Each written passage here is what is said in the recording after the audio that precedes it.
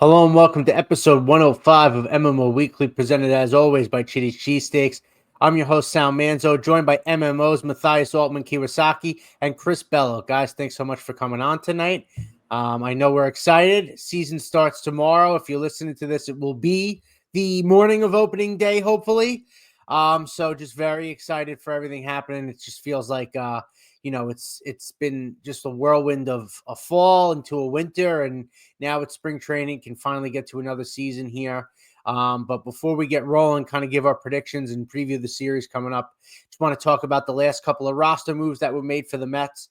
Obviously, Brett Baty on the opening day roster. Luis Angel Acuna made the opening day roster as well. A couple of pitchers that were kind of on the fence there too. So Mathias, I'll start with you. Just want to get your thoughts here on now the Mets final 2025 roster here heading into opening day. Yeah, I think I'm pretty happy with the moves that happened, finalizing the roster. Really happy for Max Kranick, who grew up a Mets fan, and he gets to finally pitch for the team he grew up rooting for. And unfortunately, it came at the expense of Paul Blackburn, who is headed to the IL to start the season. I know Blackburn was probably going to begin the year in the bullpen, but still, it obviously hurts to lose a pitcher. But Huascar Brazoban has a chance to prove himself after his kind of rocky summer last year. And it's a pleasant surprise to see Luis Angel Acuna break camp. I know there was some talk maybe they weren't going to carry the right-handed utility man, so he can platoon with Brett Baty. I mean, they're going to open the season against the lefty, so maybe you see him start on opening day. And then another guy I'm happy for, though, is Hayden Sanger. He's been kicking around the minors for 7 years now. And at the age of 27, he'll finally get to play on the big league roster. So overall, I kind of expected some of these moves, but I think the opening day roster took shape in a nice way. Yeah, to bounce off what you said, it would have been so easy for David Stearns to kind of do what he did last year, which was to get a Luis Torrens from a Yankees organization. So it's good to see that Hayden Sanger made the team. It's a really good feel-good story. And then on top of that, Brett Baty and Luis Angel Acuna, I think that's the best situation for both of them. You're two young prospects. You're both top former prospects. Go out there, see who wins the battle. I'm excited for Brett Baty. I know I said to you guys earlier, I'm ready for Brett Baty to break my heart again. He's been so electric in spring training, and he's going to get a good look in Houston with two righties most likely going against the Mets. Yeah, no, absolutely. It's nice to see these young guys, like you said, get a chance, both of them, and Baty and Acuna. We've talked about it at this point. The Mets just kind of have to see what Baty is at this point. So glad that, he had a great spring and hopefully he can carry it into the regular season. I do think you probably see Acuna start tomorrow, like you said, with the left-hander on the mound. But it seems like good problems to have. His youth is a good thing. Hopefully, one of them can kind of stick there. That would be great. And another name I guess we didn't really talk about was AJ Minter. Obviously healthy enough to be on the roster for opening day. I know there was questions there. Him coming back from the hip labrum surgery, so that's good to see. A pitcher that's not hurt. So it'll be interesting to see as far as how we assume the roster by July, August is going to be different than the one you're going to see on opening day, obviously. But for the guys they have right now, it feels like they're in a good spot. Even with some of the injuries like you talked about. It should be a good little test here to open the season against a team in the Astros that for the last decade it's felt like has been at the top of the American League. So it should be fun. And the next thing I kind of want to, I guess, delve into as far as the roster goes. I mean, I think the fans kind of realize the Mets formula here is going to be to outslug teams, right? Feels like that's the way that they're operating. That's how David Stearns is kind of operating. I guess I'm just kind of curious, like, as far as that roster goes, like, is there anything that worries you as far as you think the Mets didn't address enough, something that you're obviously excited about? I think Soto's of the world, Lindors, we know that, but Chris, I'll start with you. I just kind of want to get your thoughts a little further on this, your thoughts on the roster. Yeah, I think the biggest issue with this roster overall is starting pitching. But, we came into last season, we said the exact same thing, looking at Luis Severino, looking at Sean Manaea, and they all turned out fine, including Jose Quintana down the stretch, where we were talking about last year him maybe getting cut from the team. He ended up being one of the biggest pieces for them, including the playoffs. So I'm still worried about the rotation. Clay Holmes does look really good. Kodai Senga seems healthy, but you're still missing Frankie Montas. Mathias said earlier, Blackburn being out is a really big loss, but we'll see how David Stearns pieces together the rotation. Brandon Sproat hopefully will be available midway through the year, and hopefully he can make an impact on the team. But outside of that, the back end of their bullpen can compete with any other team in the major leagues, and their lineup is outstanding. Yeah, the lineup really, I think, has gone from being like a top 10-ish lineup to being like a top 5 lineup. So lineup is not my concern. I think they have good position player depth. But to echo Chris's sentiment, the rotation right now is kind of questionable. If you told me coming out of last season that Tyler McGill would be starting the second game of the season, I'd be a little concerned. That being said, McGill did look pretty good late last year, looked pretty good in spring training, as did Griffin Canning. Now, I don't necessarily think long-term those guys are the 2 and 3 starters in the rotation, but that is one thing that I'm still questioning is how far can that depth take you? Because they were dealt 2 or I guess 3 blows, including Blackburn, with Montes and Manaea both being hurt. I think once those guys get healthy, it's a pretty solid rotation. It's not necessarily like a top 10 rotation. It's in the top half of the league, but it's definitely the biggest weakness of this roster. Yeah, no, absolutely. I think, and like you said, it feels like we're saying the same things as far as last year. Obviously, like you said, the injuries to Manaea and Montas to start the year doesn't help. But if you can get those guys back, by May or so, and they're kind of rolling and doing their thing and make 20 starts, no one's really going to care as much how that, the year started. But it obviously puts a little more stress on a bullpen that you don't want to tax out too early. Hopefully, guys, like you said, like McGill can kind of tread water until those guys come back. Feels like Tyler McGill always seems to find his way into starting the opening game of a series. How that happens, I don't know, but here we are. As long as this lineup can kind of carry them through, and obviously that's what they're hoping for, I think they'll be okay. With that being said, I'm wondering if there's anyone for you guys that you think there's kind of an under the radar player on this, maybe the back end of the roster, someone in AAA that you think is going to make a significant enough impact on this team this year, maybe that people aren't talking about enough. Chris, you can go ahead. I really do think it's going to be Jose Siri this year. We've been talking about, the Juan Sotos. We've been talking about the Max Kranichs, but Jose Siri is going to play elite defensive center field. And on top of that, he has the potential to hit 20 home runs. So you slap a guy like that in your 9-hole, and he can really bring the energy from the bottom part of your team.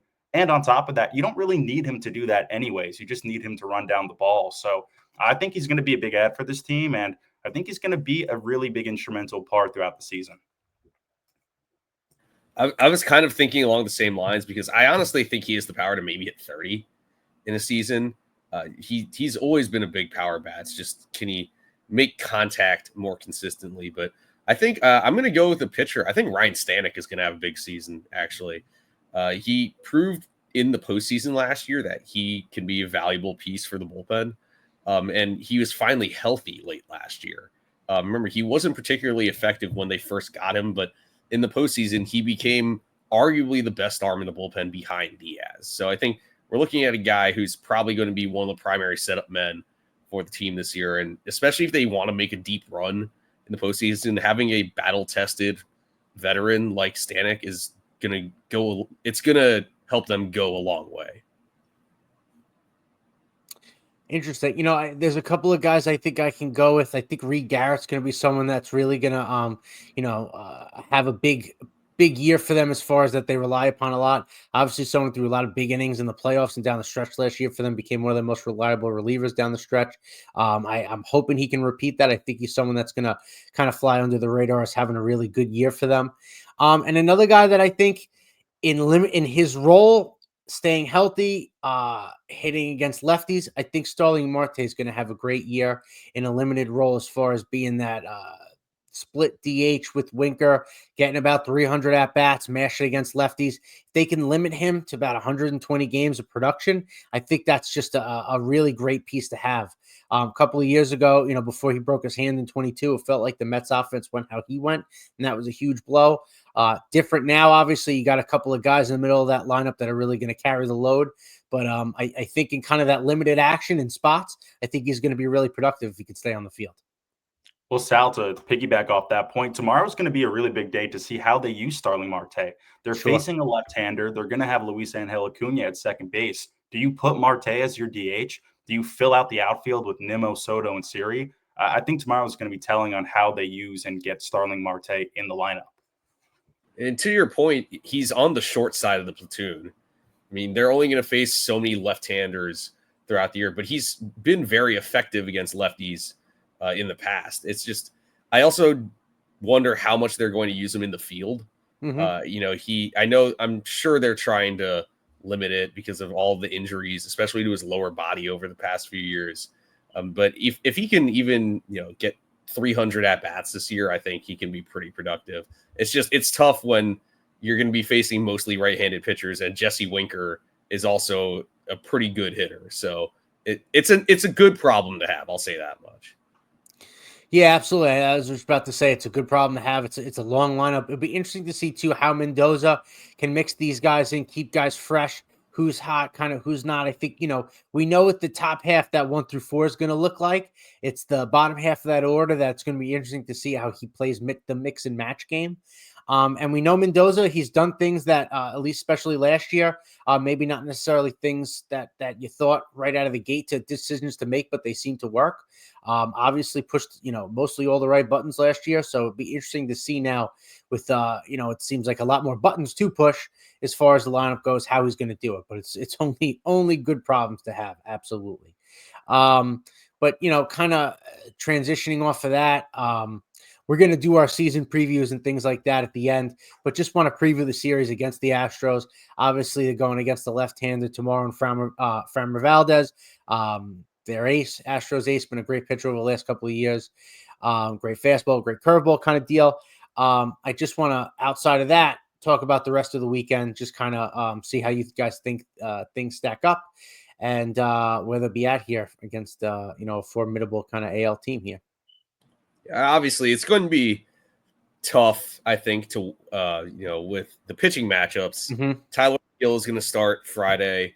I'm assuming it's Hunter Brown going for Houston, who's coming off a pretty good year. He was one of the best pitchers in baseball after May 1st. And then it's one of Spencer Arrighetti or Hayden Wesneski or Ronel Blanco going on Saturday. I think they match up pretty well, Holmes and Valdez. Holmes obviously had a great spring, and he's been looking really good. So I think those first and third games of the series, they match it pretty well. Unclear who the third starter is, but the Astros rotation depth does drop a little bit after Brown. It's going to be very tough to win the McGill-Brown matchup, but I think they stack up pretty well. These are two pretty evenly matched teams, I think. Yeah, I think this opening series is going to be telling. I have the Astros winning their division. I think they're still a really top talented team. And on top of that, they got to go to Miami, and they never play the Marlins well. So if they can kind of get their foot in the right order, if they can escape these first two series, 500 or a little better, I take that as a win. And on top of that, going into Houston and facing the Astros, it's going to be interesting to see how they use Clay Holmes and Griffin Canning. How long are they going to let them go? 5 innings, maybe 4 innings, maybe 6? You're still got two guys that you kind of have to, start a little early, getting them used to starting. So it's going to be interesting to see how their pitching lines up. Yeah, and to that point, at least to Holmes' credit, he really seemed to lengthen himself out. He was one of the first pitchers in camp, I think, was there like a month early or something like that. He's really committed to lengthening himself out and to being a starter. So I wonder, like you said, I guess it all depends on, stress innings and pitches and things of that nature. But I feel like out of everybody right now, ironically, he might be the most ready to pitch deeper in games because it feels like he's gotten himself ready the longest for that. So it'd be interesting to see. Obviously, you take spring training with a grain of salt, and he could get beat up tomorrow. Not facing minor leaguers, but you hope for the best. And we're talking about Clay Holmes, talking about under the radar guys. I mean, he's someone who could, you hope be the Luis Severino of this year or more. I mean, talk about I think like a player like Seth Lugo, who the Mets, started, put in the bullpen, wouldn't let him start. Obviously, he flourishes now as a starter elsewhere. Holmes seems to, at least right now, especially with that new changeup he's kind of added and just his command in general, could make that leap. That I don't think that's too crazy to say. Obviously, we'll see what happens tomorrow, but he's someone that if the Mets hit right on this, could have absolutely knocked it out of the park. Yeah, I mean, even Griffin Canning, he was with the Angels last year. I'm sure he faced the Astros a good amount. So we'll see how that new cutter looks. We'll see how the changeup looks against the Astros. And, Griffin Canning, even though he escaped spring training in that rotation, he's going to have to come and prove it again, because when guys start coming back, like Mathias said earlier, with Sean Manaea and with Paul Blackburn, he's probably the odd man out right now. Yeah, and really coming into the year, he was supposed to be a reliever. That was at least the impression I was getting coming into spring training. So yeah, this is his spot to lose. They're still going to have Peterson and Senga ready to go in Miami. And then, once the rotation gets healthy, he kind of falls to like 7th or 8th on the depth chart. So, I mean, heck, there was even a chance McGill ended up in the bullpen. I mean, that's what I thought his role was going to be too.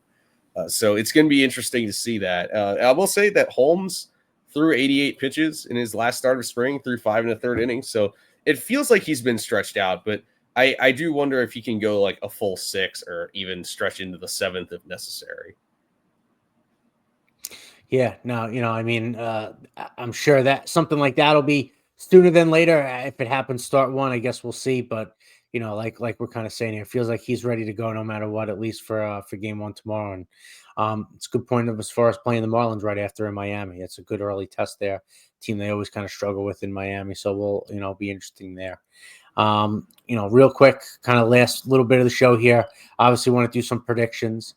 So before we do that, I guess real quick, do you have a series, this season that you're looking forward to the most, a team or a series, that you kind of have circled on your calendar or anything like that? I'm curious there. Go ahead, Chris. I feel bad I'm going first. I feel like there's the answer in general is the Subway Series. You poach Juan Soto. He just got booed at the Grapefruit League in his own building. So I'm sure Yankee fans will make the trip to Citi Field. I'm sure he'll get his fair share of boos on both stadiums. And I'm excited to hopefully beat it against them this year again. Yeah, so I'm trying to not go with the Subway Series. But obviously, it's hard to not circle that one every year, no matter how good or bad the teams are. But the whole 9-game stretch from May 16th to May 25th, Yankees, Red Sox, Dodgers. In particular, though, I'm circling that Memorial Day weekend series against the Dodgers. It's an NLCS rematch at Citi Field. I think the two heavyweights in the National League. That's going to be a huge series, and hopefully it does not go like last year's Dodgers series. But that's like the biggest series, at least of the first half. I think that's the biggest series of the year. Yeah, no, those are great calls. I mean, you can't go wrong with the Subway Series, like you said. That kind of stretch in May, that's like almost the blue bloods of baseball, those teams. So that's pretty, the marquee matchups. That's interesting there. For me, I'm looking at when the Mets play the Rangers come into town. Jacob deGrom comes back into town. If he pitches or not against the Mets, that's one thing. But it would be cool to have him back in town, see what the kind of ovation is like, to tribute that sort of thing. And if he lines up pitching against the Mets, that's even better, honestly. Not that you want to see him pitch against the Mets, but I think that would be it'll be interesting to see him, deGrom making his return to Citi Field in another uniform. Yeah, I will say I was at the game where Matt Harvey returned with the Orioles in 2021. That was pretty surreal how the fans, gave him 3 standing ovations. Wow. So I'm assuming deGrom would get a similar reception. And I do want to add one quick thing that part of the reason why I'm looking forward to this opening series is that the Mets have not beaten the Astros in a series since 2014. Wow. But they haven't beaten them in Houston in a series since 2011, the weekend of my oldest brother's college graduation. So there is some history going into this weekend. That's a wild stat. That's if they can get a series, sounds like they do for a series win in Houston. So yeah, hopefully exactly. That happens. Yeah. 2011. That was when they were in the National League as well. They're in the National League. Yeah. It's a while. Wow. Yeah. It's been a long time. But I want to round out the show real quick, just kind of with our last predictions here. Just kind of hit me with your prediction for the Mets record, if they'll win the division, where they end up, and then give me your AL and NL MVPs to round it off, and World Series champion. There you go. That's how we'll round this off. Mathias, go ahead. All right. I don't have them winning the division, but I do have them snagging a wild card spot, 93 and 69. Unfortunately, I don't see them getting past the Dodgers. It's just I don't see anyone getting past the Dodgers. So I'm going to say they lose to the Dodgers in the playoffs. I think they would unfortunately match up in the NLDS. I got the AL MVP. AL MVP, I have Bobby Witt Jr. NL MVP, I have Juan Soto. And my World Series, I unfortunately have the Dodgers beating the Red Sox. I will say a lot of times when I pick the Dodgers, they don't actually win the World Series. So keep that in mind. Yeah, so kind of the same with me. The Mets, I have 94 and 68. Have them snagging a wild card. I right now, I don't see them being better than the Braves or honestly the Phillies. The Phillies match up pretty well with them, but I think they'll sneak in the playoffs. Again, the Dodgers are in their own tier. It is like they're playing MLB The Show. It is insane that all of that talent is on one roster. But I do have the Red Sox actually also winning the World Series over the Dodgers. Actually, I was just texting back and forth with my friends before we jumped on here, and I was like, I really like the Red Sox, but I got to see it first before I can, rank them super high up there with all the other teams. But I've got them over the Dodgers. As for AL and NL MVP, I'm boring. Aaron Judge is the greatest right-handed hitter of all time, so if he's healthy, he will win the MVP. And Ohtani, if he pitches, will win the MVP. So I've got those two solidifying those MVPs again. Yeah, I'm with you on the MVPs. It's hard. You can't not pick Aaron Judge.